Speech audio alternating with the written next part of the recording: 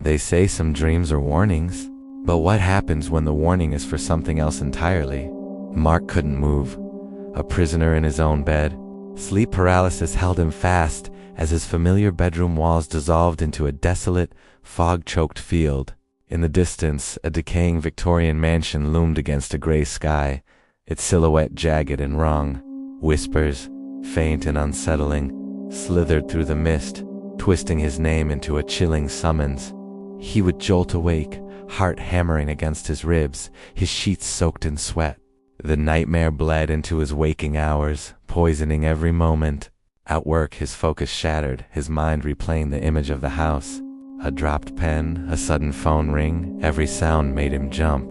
His apartment became littered with frantic sketches of the decaying house, an obsession he couldn't control. Desperate for an escape, Mark drove aimlessly into the countryside, hoping the open road would clear his head. But then his GPS flickered and died. He took a wrong turn down a forgotten lane, and there, shrouded by gnarled trees, he saw it. The house from his nightmare, impossibly real. An unseen force pulled him from his car, his feet moving against his will.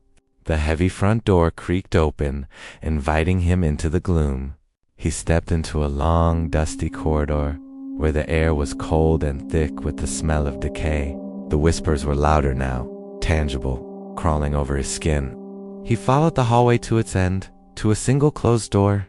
Inside, a lone wooden rocking chair faced a grime-caked window, its back to him.